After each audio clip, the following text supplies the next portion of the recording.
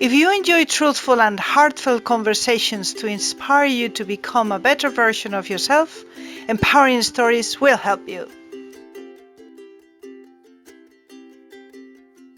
Marie, how are you? Hi, Anna. I'm great. It's brilliant to be here with you this evening.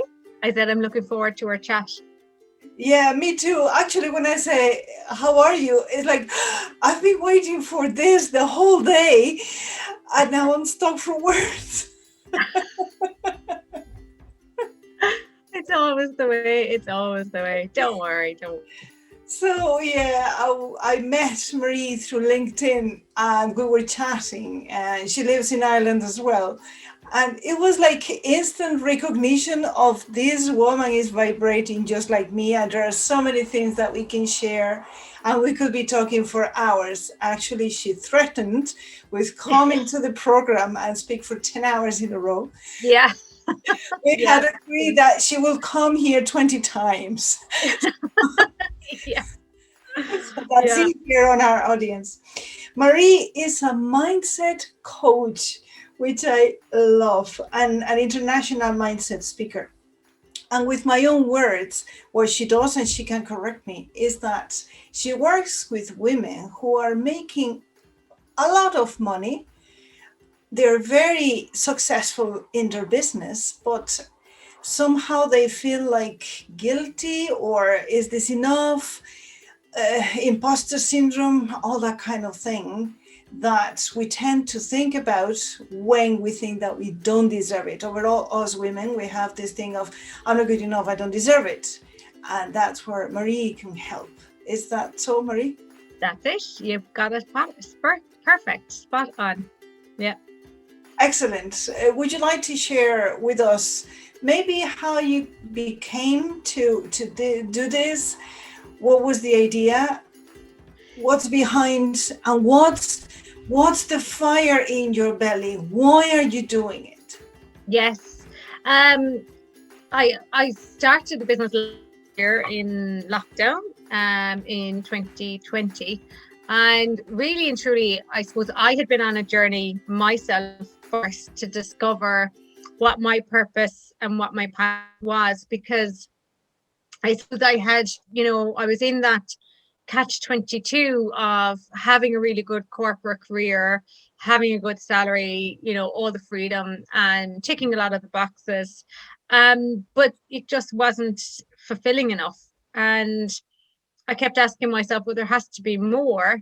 But then the guilt, of course, would come up because you are on a good salary and you do have a good position, and I went back to college and I worked hard to get to where I was. So shouldn't I really be grateful? What's wrong with me that I want more? Um, and I just knew there was something for a long time, probably burning inside me, saying there is more to life than what you're currently doing, and you're not really fulfilling your true passion. But I didn't know what that passion was. I didn't know what my higher purpose was. And I always loved and admired, people would often be like, I just know I want to be a doctor, or I always knew I wanted to be a dentist, or I always knew I wanted to be a lecturer or a teacher or something. And I was always saying, God, how do they know? Like, how do they know? That's amazing. I just think, I suppose, over my career, my life, I suppose it's really a foundation, building blocks to where I've, now established myself. And so I took redundancy in 2019 and spent some time just kind of giving myself a bit of time to see what I wanted to do. Initially, I thought I was going to go back to corporate, just again to get a mortgage. We're stuck in this rat race of thinking, and especially in Ireland, I don't know about anywhere else, but you have to buy a house, you have to own a house, and yada yada yada, and the pressure it puts on people. So I understand a lot of people, especially women, have responsibility, that it's very to then try and figure out, oh well, you know, where and how do I figure out my purpose? So I can touch on that a little bit. Maybe there's some tips that I can give as to how you could possibly look and even dip your toe into the water of something that you think might be a passion project for you. So then I was working with a coach, and the coach, we were looking at career options, and he said, really and truly, what you're telling me and what you're doing and what you lights you up inside is helping people. And I love personal development. I love mindset stuff. I'm big into visualization. I've done that right throughout my own life, my own career. And I guess he was like, yeah, you should look at coaching. And I did some courses and absolutely then was like, yeah, this is what doesn't feel like work and lights me up inside. Absolutely found my true purpose. And I'm really aligned, I guess, to women entrepreneurs. And what's very interesting is women entrepreneurs who, as you rightly said in the intro, have that successful factor to everyone else on the outside, but on the inside, it's not matching. So their personal happiness isn't matching their external success.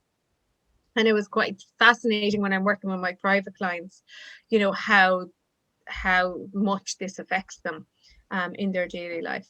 And so yeah, I got into coaching then, and I was always the person to read the book on the 5:30, the 5 a.m. club, or how to get up at 5:30 in the morning and have a productive morning.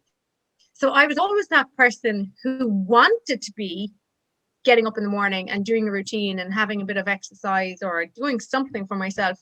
But I could never do it because I just was so miserable, I guess, inside. Even though I had a beautiful daughter, I have a loving husband, a very supportive husband. I had the car, I guess I was one of those women, as I was saying, wanting to get up at 5:30 in the morning and have that. And I have a supportive husband, another baby on the way. But I was the one reading all the books and could still never push myself to get into that morning routine because I was miserable inside. So when you're miserable and you're low in your own self-worth, it's really hard then to start pursuing stuff like getting up early in the morning. You just don't have the energy. And I found then when I started my coaching and last year, I said, what is it the kind of life that I really want to carve out for myself? And it was really that I'd have the ability to be able to get up in the mornings, jump out of bed, be excited to start the day, doing something positive, and have that routine in the morning for myself. And I have to say, it was only then when I really found my true purpose and started working in coaching that I got that energy and I got basically my zest for life back. That then I was able to go and do my sunrise sea swims. We would do, running in the morning first. So we would do a run in the morning and then we would do a sea swim. No, I've kind of eased off in the sea swimming in the morning because I'm pregnant at the moment. And the 5:30 starts are absolutely wiping me. But it's lovely to be able to know that I can get back into it at any time I want and that I have that lifestyle that I always dreamed about. Now I'm able to enjoy that. And I really and truly want every woman to feel that they can get their zest for life back again. And that's the key to it, getting your zest for life back, because it's going to be gone in a heartbeat and time just goes so fast when you're busy with kids and a business and a home. It's very hard to make time for yourself. Yeah. So that's a real passion, really, isn't it? Just to It's just amazing how when we connect with our soul purpose, if you want to call it that way, yeah, then we get this extra energy. The way I see it, Marie, is that when we act upon our soul's mission, the spirit, call it the divine, call it whatever it is, will give us this extra energy and will align everything in front of us so that we can go through that purpose. Plus, not only that, we have the gifts to fulfill that purpose. We need to work on them. We need to perfect them.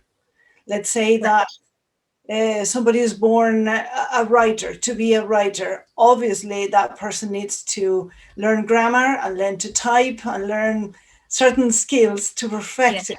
However, the yes, gift is there. The gift is there. exactly. Well, The yeah, fundamentals are there. Yeah, Yeah, and it's really unleashing those fundamentals and tapping into, well, what does light you up? What does make you happy? Because, I guess that's the hard thing for people, is to figure out, well, you know, I have responsibilities. So it's not always easy for people to say, yes, I'm going to pack everything in and I'm going to go find my passion, but there's ways around it. And it's true, when you step into that next level, and it's kind of like you're stepping up into another frequency almost, the universe then supports you. But yeah, you've got to take a step, and you've got to face your fears, because if you don't, then your brain, for one, isn't going to know, okay, this is what I want to do. And then secondly, the universe doesn't know what you want, because you're giving it mixed messages. So then you have to be really clear on what is it you want. What is the lifestyle that you want? Even that alone could help. What's the lifestyle that you want?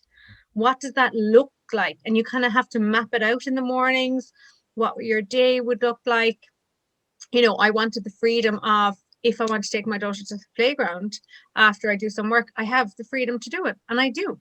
We were in the playground today for maybe 2.5 hours.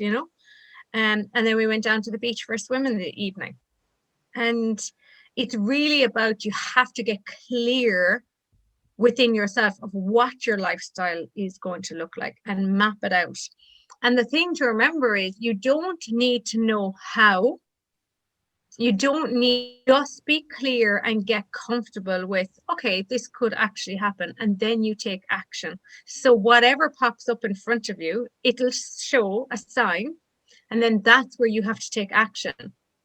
And a lot of the times people see the signs, but are too afraid to take the leap of faith and just start, take action. Because the law of attraction only ever works if you take action and be very clear in your visualization of what it is it looks like for you. so what is it, fear? Or is the I don't deserve it, I'm not good enough? Yeah, it's a lot of those mixed in together. It is a lot of those. I think fear will always be there. So even if you have high self-worth, this is really important to remember. And I think fear sometimes turns people off, going, oh no, it's too fearful, I can't do it. But fear is there all the time, even when you're living your dream lifestyle, say, because there will be something that you're going to strive for at the next level. So there's always going to be fear around it. So the more comfortable you can get with fear and understand, it's just your body trying to protect yourself and your brain trying to protect yourself. Okay. Yeah. So it doesn't matter if you have then high self worth, the fear will be there. But if someone has high self worth and appreciates themselves, then they acknowledge, okay, well, it is fear, but I'm never going to know unless I try.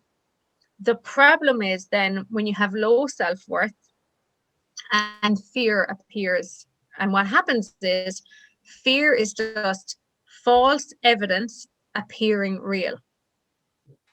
Hmm. So what happens then is, when you don't have that self-worth that you deserve to have a better lifestyle and better, personal relationships, whatever that looks like for you, then you will use the excuse of fear as the excuse to hold you back, Hmm. because you truly don't believe that you actually deserve to have the lifestyle that you do want, and that what your bigger purpose is. So it's a mixture of both, but fear is always there no matter what you're doing. And even if I'm really enjoying my journey, and I'm definitely, my inner personal happiness is huge compared to where it was, but I still have fear. But I know now, I'm like, okay, well, that's a trigger and I have to push through the fear. And it's never as bad as what I think it's going to actually be. Yeah, yeah, yeah, yeah, yeah.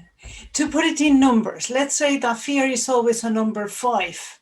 If Yeah. our self worth is a 2, then fear Yep. wins. If our Yep. self worth is 7, 8, 9, then Yep. our self worth wins and our willpower wins Exactly. fear. And it pushes you through it, and you Yeah. believe in yourself enough to say, listen, I'm not afraid of fear.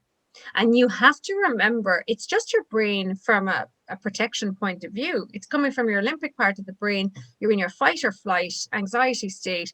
You're just in that anxiety, stressful state where your body and your brain is only trying to protect you. So then you have to help it on the journey and say, listen, I know this is scary, but let's give it a go. What's the worst that can happen? Your clients, what do they say? Oh, my family, maybe they will ostracize me, or maybe everybody will laugh at me, or I might fail. What kind of fears? Or is there a universal fear, or each person gives it a different name? I think the universal one would be self-worth within themselves, that they don't believe they deserve to have Oh, is a what they think deserved of. thing. Yeah. Um, Mm. because if they truly believed in their own self-worth, then they wouldn't have a lack of interpersonal happiness. Their personal relationships within their family home wouldn't be off kilter. They'd be on point. They would be happy. They'd be happy to spend time at home. They'd be happy to spend time with their family. Or equally, maybe the marriage and the relationship isn't right and they need to make the decision to step away from it. But when your self worth is so low, you don't believe actually you deserve even any bit more happiness. And it's kind of a case of, oh, look, it'll get better. Look, I have a nice husband, it's not too bad. It'll do. I don't deserve any more. So, really and truly, it's the self worth. And then that shows up in a multiple different ways and forms and means. And it's quite phenomenal when you link it back then to their childhood. And this is, I suppose, what I really look to specialize in is you have to link yourself and your own awareness back to your childhood, because your childhood is where you picked up and learned. It's like you were being programmed. It's like a computer. You were born with a blank canvas. We were all born with a blank canvas. We were all born equal. And then our circumstances are and our environments and who we listen to form habits and opinions about ourselves. Mm. And that's where our deep rooted subconscious stuff, got hardwired. And unfortunately, the hardwiring happens from the age of, when you're one or born, right up to the age of 8. But that hardwiring program then shuts off. And what happens is that is then deep rooted in there, and your conscious takes over. So your subconscious then is hardwired and it's closed then from the age of 8 onwards. And what tends to happen is our learned behaviors then come from what those subconscious thoughts are hardwired within us. Now, our brain looks for confirmation to assure ourselves what we're thinking is correct, even though it's actually awful and it's actually horrible and it's not true at all. So, when you uncover and unravel those elements of the deep rooted issues, and you don't have to have a traumatic childhood, this is really key. A lot of the time, people and the women I work with sometimes think, well, I didn't have a traumatic childhood. I had a lovely childhood, and they do, and they have loving parents. But it's what they were listening to, which was unintentional, possibly on the parents' frame of mind. They didn't intentionally want their child to feel like this. They thought they were doing the best they could. Yeah. So you certainly don't have to have a traumatic childhood for your own self-worth to be quite low. Yeah. It's also But society, whatever is yeah, around you. and I it mean, could be school, it could be school, it could be yeah. friends, it could be anything. And what happens then is you're moving into your conscious level from the age of 8 onwards, looking all the time for confirmation of these thoughts and feelings. And those then form your learned behaviors. And if I had a euro for every time someone said to me, well, it's just the way I am. You're like, well, actually, it's not. No, no, no. That's deep rooted. No, that's just in me. That's just hardwired. I'm like, well, yeah, it is hardwired, Yeah. but So, it's why hardwired are in we the wrong so way. Exactly. So no, it is not just you. You are, a person that can turn around your subconscious. But those create your learned behaviors then, and over time, that's what then you become known as. That's what then. But there's always, you see, there's always an off balance. You're never 100% aligned, because deep down within yourself you should and want to feel better about yourself, and you do want to have higher self-worth and personal happiness. So what's happening then is you've got this internal battle going on all the time, Mm, because deep down something is off, but you can't quite put your finger on it. And then equally, you just don't believe you should be happy. yeah.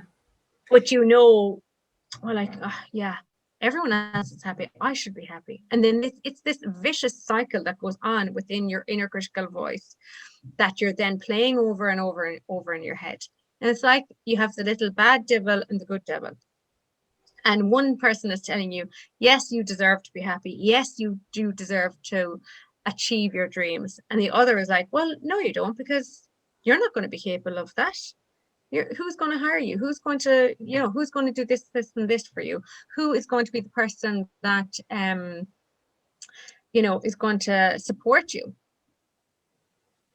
And what Yeah. happens then is which voice is going to win. But it's an internal battle with people all the time. When you have an internal battle, you're not aligned, so you're exhausted. So you're drained. You're going to bed, and what happens a lot is you're going to bed and you think you're sleeping, but you're actually not, and your brain is still going. Your subconscious is still going. And you wake up exhausted, and you're like, what's happened? I've just gone to bed and I've slept for 8 or 9 hours and I'm still tired. It's because your body and your brain cannot 100% relax, rest, and recuperate, because the brain and subconscious part of it is always on, because you're not in alignment. Something is off. And Yeah. until you fix it and look at it and address it, and even just start the conversation, then you start getting the flow. Then life becomes easier. Um, you're sleeping better, but you're getting proper rested sleep. You're able then to manage that subconscious and work towards resetting those learned behaviors. And it's always a case of people think, oh, I'll do a course with someone, so someone will work with me for 3 months, say.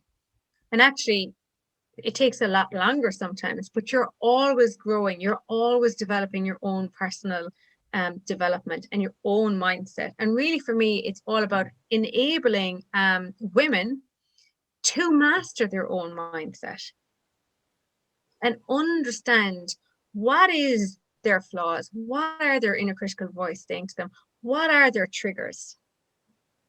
And only then, when you really truly master your own mindset, then you have the power. Then you can do what you want. And the universe then comes in and supports you in that journey. Hmm. If we are wearing masks and trying to be somebody else's idea of who we are, of course that's exhausting. That's like wearing shoes that are not your size Exactly. And it's all the always a time. front. And it's a front all the time. And it's a persona. And it's so heavy. It's so draining.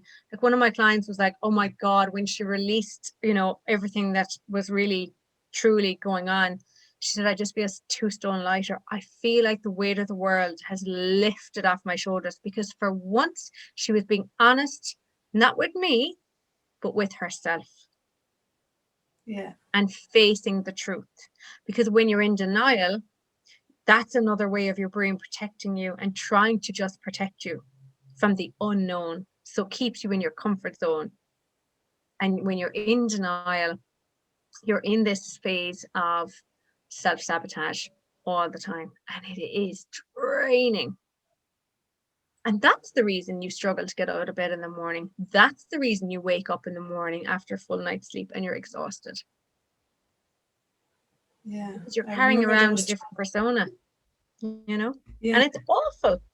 And that was for a long time. You know, I struggled to get up in the morning. I really did, because I knew I wasn't doing what I wanted, and I wasn't living the life I truly wanted, that freedom. Yeah. So it was draining. And then I had huge imposter syndrome. Oh my goodness, I had huge imposter syndrome. Constantly, you know, you're not good enough. And then, of course, you have people telling you, well, that was crap. So you're like, yeah, okay, I am. You know? So it's awful. It's awful. Oh my goodness. If there was one thing I would love to have gotten rid of from my past, genuinely, it would have been my imposter syndrome of how I perceived myself. And everyone would be giving me compliments, and everyone, and I'd be progressing career wise, and I still would beat myself up. I would still be my toughest critic. And that's actually a really good signal for any of your listeners if you're the person that has a complete disconnect when someone pays you a compliment, or your business is doing well, or you've hit your target and hit your goal, and you still find something to criticize within yourself. Oh, yeah, but I didn't do that. That's a real indication of how deep actually your imposter syndrome is affecting you, Yeah. because you, again, your self-worth is so low, you actually can't even accept a simple compliment. Yeah. Culturally, what I can see as a foreigner looking into the Yeah. Irish society, but I have it back home in Spain as well, is that Mm. here, whenever somebody says something, oh, yeah, I don't know, whatever, oh, you look lovely in that dress, and then people say, oh, well, it's only cheap. Yeah. Oh, oh, have you lost weight? Yeah. Oh, no, really, I don't think so. Even though they've lost weight or they look Yeah. younger, I don't know, their hairstyle looks better. Mm. You would always say something that's negative. Men and women, both, not just women. I Yeah. have observed that that's even more so here than in Spain nowadays. Mm. I don't know. It's a I don't know in terms of Irish society, where does that come from or stem from? Because we're a very generous society. We're a very warm and welcoming people. Indeed, You know, indeed. we would do anything for anyone else. Yes. And we have a huge warmth about us, but we can never seem to internalize it ourselves. And I don't know, is it back from the famine times? Is it back from that? Just, you know, I suppose we were under English rule. We were under, you know, we were obviously, I suppose as a society, you know, we were very independent, but we weren't allowed to be independent. So it was a very repressive society for a long time. And obviously, we had the famine, and that was hardship and everything like that. And I suppose a lot of the time it was looked down on when people were successful, or, you know, back to the tenants and the landlords and things back then, when you were successful, it was almost like a bad thing. So you, when you progressed, or if you were progressing in your career, even back then, a lot of the time it was like maybe associated that you were going against your own culture and going against your own society because all along. And I think maybe that's where it stemmed from. It's really summing up like, don't get too big for your boots. You know, this kind of like, don't get carried away with yourself. Yeah. So, you know, I don't know. There is a complete disconnect within society, and it's awful because if I see someone and they're really successful, I'm more inspired by that. I'm empowered. I'm like, yes, good for you. Good for you working hard. Where there is an awful lot of like thinking, oh my gosh, there's no fear of them. They see the big house and the big car. They have it so easy. There is a jealousy around it. I don't know why that jealousy is there. You know, it's only a hazard to think we were repressed maybe for so long that as society we find it difficult. Like, we have a big thing in Ireland about owning our own houses. And that definitely has to stem back to the Irish wanting to own our own land and own our own house was a big sense of pride. And we Mm. put huge emphasis and huge pressure on owning our own house. Yeah. Uh, you know, so there's a disconnect definitely there, which is unusual for our society. So who are so warm and welcoming, and the Irish are fabulous. people, Indeed, indeed. really and truly, I we're do know. amazing. Yeah. And we go anywhere in the world. And if you say you're Irish, it's like, oh my God, we love Yes. you. Yeah, exactly. You're brilliant. But there's a disconnect within ourselves as society, accepting success. Um, and yeah, but probably Yeah. got, Maybe I generalize low self-esteem, but mm, thank God and thank to you, people like you. It's like, let's own it. Let's own yeah, it. That we're yeah, brilliant. yeah. We're brilliant. So let's celebrate. And sure, if we're not good at something, listen, you're never going to please everyone and you'll always annoy someone. So there's no point in trying to please everyone. The main one to please is yourself first and foremost, and then your spouse and your partner or whatever after that. But really, the buck stops with you. And it's really about, being happy within yourself that you're doing something good, you're doing something right, and that you're happy within yourself. Yeah. But the fear keeps us flying low until the moment that somebody like you says, listen, it's Mm, safe to be you. And you can empower your family more if you are you rather than if yes, you're trying to please somebody else. But absolutely. nobody told Absolutely. us that. Nobody told us Yeah, that. yeah, absolutely. And this is a key part, I suppose, when I'm working with my clients is, and it does take, a while. I have a 3-month program that I'm running at the moment for women entrepreneurs. And that really is a starting point. We're lifting the lid and lifting the hood on what's actually going on in here. Um, but yeah, it's phenomenal though when you actually see the transformation. And I suppose I'm living it every day, my own transformation, and I'm trying to improve it every day. Then I work on it every day. And it's just the transformation that you get is phenomenal. And it's amazing to watch then when people and women, especially, really start taking themselves seriously, their own personal happiness seriously. And what tends to happen is everything else then starts to flow. So business is easier. They've more time off. They've more time to spend with their kids. They're not rushing home for dinner in the evenings. They've more quality time. And it's Yeah. just, oh my God, it's amazing to watch. And it is amazing to feel it. And it is amazing to have it. And again, it is a journey. I think people tend to think, well, I'll be happy when. No. And I was like that. I thought I'll be happy when I get that promotion because I'll have more money and that'll take the pressure off. But inevitably, it doesn't. So for me, a big thing is you have to start enjoying the journey Hmm. because when you get to your destination or whatever your goal or your vision board is, right? I guarantee you, it's like a new car, it just wears off. The novelty wears off, and all those old feelings and all those self limiting thoughts and self sabotaging thoughts, they all creep back in very quickly. And it gets really frustrating then because you've worked so hard, but at what cost? Yeah. What does it cost you to get to that point?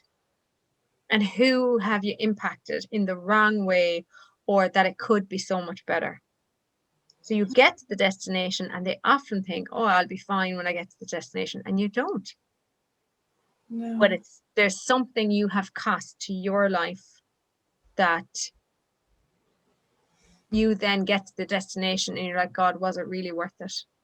And you can't enjoy the destination as Hmm. what you then perceived yourself to think you would enjoy it. And that's even more upsetting. Whereas if we tap into our inner power, we do the things that we're supposed to do. We're swimming with the Yeah, flow. yeah, And we have this extra boost of energy that you were yeah, talking about at the beginning. yeah, So it's so joyful during yeah, the ride that it doesn't really matter exactly. yet. Yeah, exactly.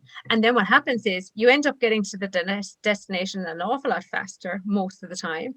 And you're just so much happier because you're able to enjoy it.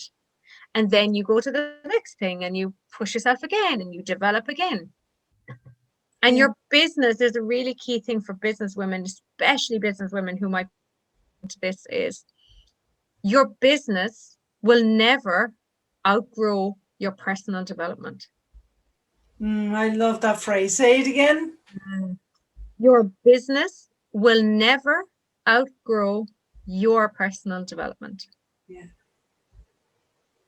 So if you're not working on yourself, your business will stay stagnant. And it'll be a challenge. It'll be frustrating to take the business to the next level. Yeah. Yeah, that's if you are a woman, you're not going to give birth to a watermelon, obviously, because what comes out of you it's a fractal image of who you are. Your business is your baby. Yeah, exactly. And Oh, the most successful business people, multimillionaires and billionaires out there was a survey done recently and they were asked, what's the success of your business? What percentage is it down to your IQ? I think it was like 13 to 16% said it was down to their IQ, which is their, intelligence, their intellect. Shockingly, between up to 45% of them said it was down to their EQ, which is their emotional intelligence. So the most successful millionaires and billionaires out there, ask any of them, look at Richard Branson, look at Oprah, look at, Michelle Obama, any of those super successful people, they spend so much time personally developing, investing in themselves, and growing their personal development. And it is why most of the people are successful in business and super successful. That's the difference between successful and super successful, is how much you're developing your own EQ, your own emotional intelligence, your own self-care routines. Because when you're operating on that level and that frequency, you can just, it's like you have that helicopter view of the business. You can see problems. You're able to think clearly. You're working from your prefrontal cortex, which is where you're clear, you're focused, you're driven. Everything just flows so much easier. yeah. Whereas when you're in a state of fight or flight or always on alert, and you're working from your limbic part of the brain, then you're foggy, you're brain fog, you've no energy, you're drained, you can't see the problems, you're missing key stuff that end up being problems which you should have caught. It should never become an issue.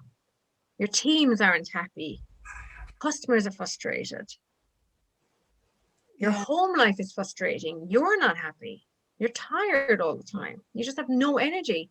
I don't have time to get up at 5:30 in the morning. My God, I can barely get up as it is. So it's when you absolutely are not working from your prefrontal cortex, and you're working from that level of state of anxiety and always on alert, of course you're drained, which leads to more cortisol being released in the body, which leads to more diseases. And that's a whole other topic we could get into. More diseases in the bodies, you're more susceptible to flus and colds and illnesses. So if you're releasing cortisol and that, energy into your body all the time, it's only doing damage.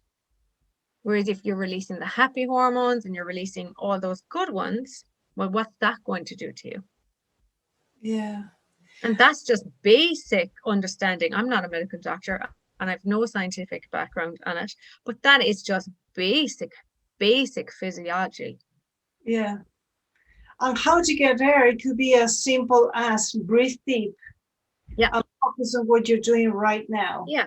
Meditation is a big component of it. Again, if you are in a stressful situation, just 3 deep breaths, and what it will do is calm down your nervous central system instantly for you to be able to think clearly and give yourself a chance, But it's really about finding what works for you, because sometimes meditation works for some people. I think really with meditation, it's around learning and understanding why you're doing meditation and the benefits of it. Because I didn't really get meditation for a long time. I think I dabbled in it, but I never understood it until I did a course recently with a friend of mine who is another coach and I sea swim with. And when I did his course, yeah, I totally got it. I understood, okay, well, actually, it's not always to quieten the brain and not have thoughts coming in. And that was powerful. That's really powerful. But it's finding your routine and what works for you. Meditation could be part of it. It could be a walk. Nature is very healing. So it's really important to get out into nature. And we live in a very busy society. Unless you're in the countryside, you know, we're very urbanized with a lot of houses, a lot of concrete. It's very hard landscaping. So Yeah. you do need to get out into nature, be it the sea, the mountains, a walk, somewhere with trees. It is really healing. It's hugely scientifically. There's loads of scientific studies done on the power of nature and healing on the body. But you have to find what works for you. There's no right or wrong. Sometimes I will have a lie-in in the morning. And now, if I want to have a lie-in in the morning, and if I'm not doing my sea swims every morning, because obviously at the first stage of pregnancy, you're exhausted. So I'm conserving my own energy now by not getting up at, the 5:30 starts. I have a couple of early starts in the mornings when I'm working with clients, but I will now have that lie-in and I don't feel guilty about it. And I'm not now saying to myself, oh my God, your routine has all gone out the window.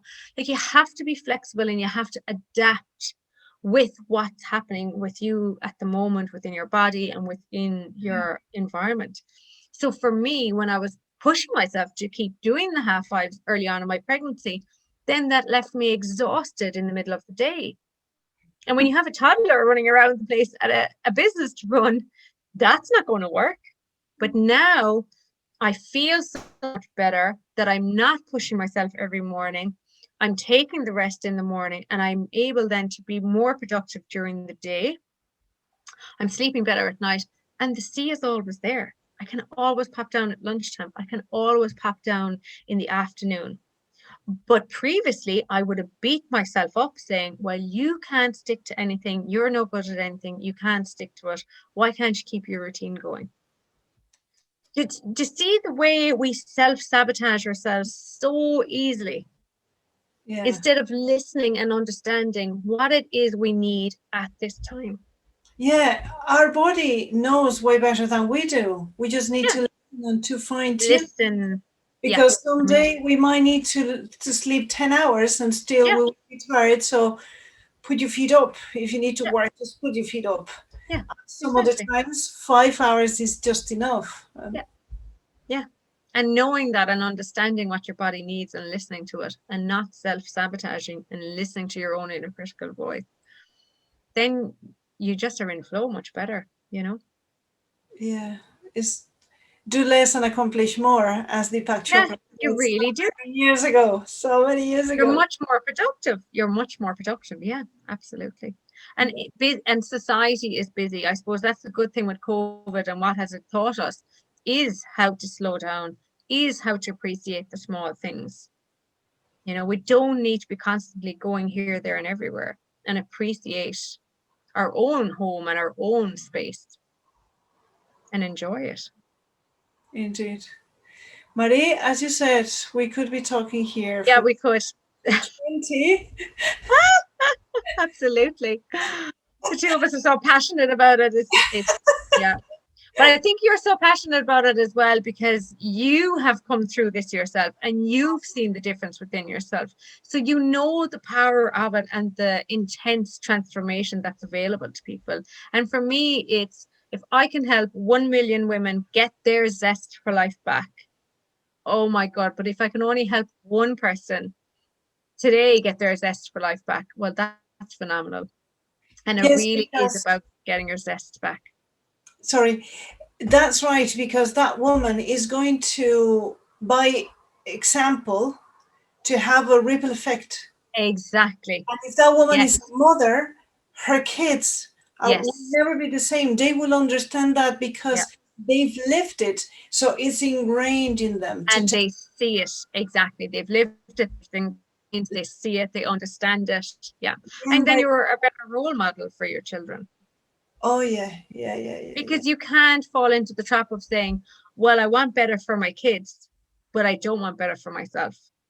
Actually, Marie, that's something that I asked myself Mm. when I separated from my kid's father. Yeah. And that was the question that helped me take the step.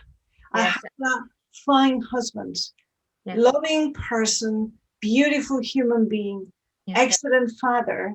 And then I was thinking, is this all it is to a marriage? Yeah. And the answer was no, it's a fine marriage, fine, Yes. but it's Yeah. not excellent. Do I deserve excellence?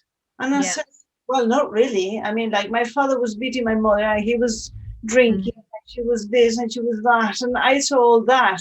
And I said, Yes. this man is a saint. By Yeah, God. I should be happy with this. I'm not getting beat up. I'm not getting, and this is the problem.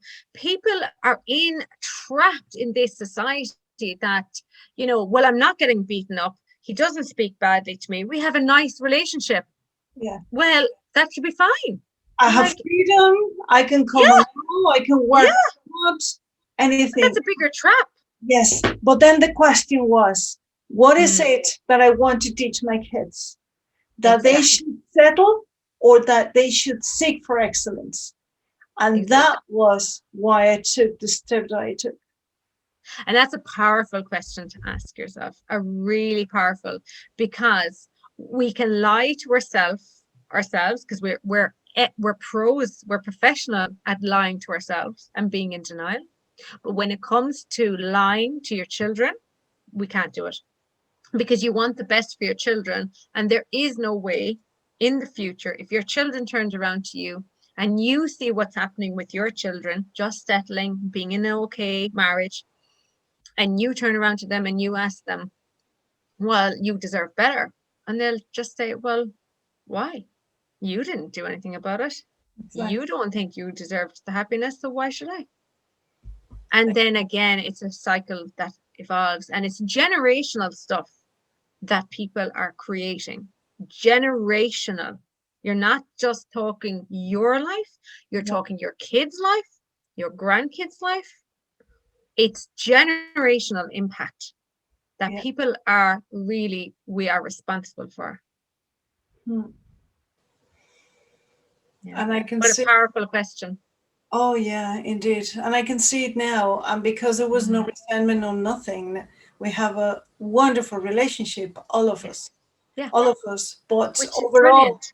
yeah, overall, I can tell my kids with my head standing up, Yes. I You can want be truthful. excellence, and you should aim for excellence. You can do whatever you want, Yes. but at least they know I deserve excellence. And they can only know by learning and seeing and doing and feeling and hearing as well. You Yeah. can't teach this to them in a book. No. You have to show them the way. You have to show them, you know, what to do and what not to do. And only by you taking action and by being truthful to yourself, then your life became in a flow and they saw your happiness grow and your personal development grow. And that's ingrained in them and saying, okay, well, my mom did it. So I can see I need to do the same. And then that's the role model you are for them, Yeah. which is again generational because then when they have their kids and they have their grandkids, that's what's passed down, not the settling. It's fine. It's Yeah. grand. And it could be in everything. It could be with friends, it could be with jobs, it could Yep, be. absolutely everything. Boyfriends, relationships, everything. Yeah, absolutely. It has a huge ripple effect. Yeah, it's a very powerful question. So any listeners need to ask themselves that question, don't they? Yeah. Yeah. Yeah. And if you don't have the strength to do it for yourself, you can borrow that strength from somebody that you might love more than yourself, which is your Yep. kids. I'm talking about Exactly. mothers in Yes. general, because we can put them ahead of us. First. And we find that strength we never know is there for us, but we find it for our kids, no problem. Yeah. Yeah. Yeah. Yeah. Absolutely. Yeah. And when you work with someone and you work with, a coach, you get the results faster and your hand is held right throughout the process. So actually, it's not as fearful as you think. And it's just so empowering and so invigorating. Um, and, it's not always about ending marriages, it's about saving marriages and rekindling them and, reigniting them as well, and the family as well, Yeah, and it can be, even if the marriage is over, the Yeah, friendship, the the camaraderie, friendship. Yes, that's really the important. parenthood Yeah, is saving it, yeah, exactly. because there's no frustration, there's Yeah, not there's no triggers, there's not no emotional abuse, there's no low shots or low no, digs or quick wins, and there's none of that. None of no, that. no expectations. Yeah. So all that gets out, and then you can have a clear communication with somebody that you deeply, deeply love. Yeah, exactly. Yeah. It's phenomenal, isn't it? Yeah, Yeah. yeah. Powerful. I'm not It's going to say lovely to watch. It's lovely to watch, and I guess that's why I love it so much. It is amazing to see and watch and help my clients through it. And that's yeah, that's well and truly, it is priceless, the work we do. And I think people oftentimes have a hump about investing in themselves, but we wouldn't have a hump about buying a new car, or we wouldn't have a hump about going on a holiday. So it's investing in ourselves, it's back to the self-worth. But when you just take one step and invest in yourself, it is phenomenal. yeah. And it comes back multiplied. So Oh, yeah, hugely. multiplies so Yeah. many times, so many times, so Oh, many. absolutely, for sure. Yeah, I was going to say, Marie, your work is so valuable Oh, to, thank you. yeah, to enjoy life, to, Yeah. but as you said, it's for generations, it's ripple effect. So Mm. ladies, if you have a doubt, think that this is not just for you, this is for everyone around you. It's so worth it. When can our So they audience, they can find me on LinkedIn at Marie McCarthy, mindset coach, or on Instagram and Facebook as well. So they'll find me as Marie McCarthy, mindset coach. I'll drop my details in when you're putting the podcast up as well. So if people would like to book on a call, a 30-minute call as a thank you for you and bringing me on, they're welcome to book in for a free 30-minute call. And on that call, I guarantee they will have a breakthrough that will change their life. So it's a free wow, call not to miss. ole, sister. Yeah, absolutely. So Marie, absolutely. Great to talk to love you. it. Thank you. Thank you Great to talk so to you. much. And thank you so much. The work you're doing is amazing. Thank you. Thank you very much. Bye now. All right.